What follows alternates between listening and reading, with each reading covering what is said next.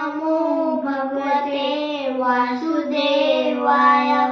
હું છું અભિરા બોદર, શું અભિમન્યુ બોદર।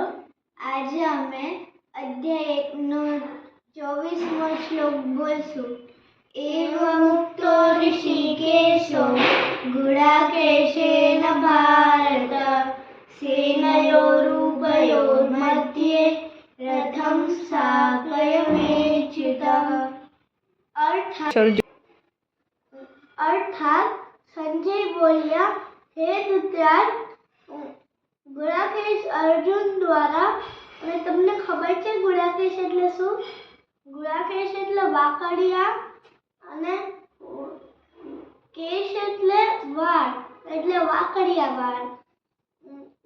ગુડાકેશ અર્જુન દ્વારા આ પ્રકારે કહેવાયેલા ઋષિકેશ શ્રી કૃષ્ણચંદ્રે તેમજ બંને સેનાઓની મધ્યમાં રથ ઊભો રાખ્યો।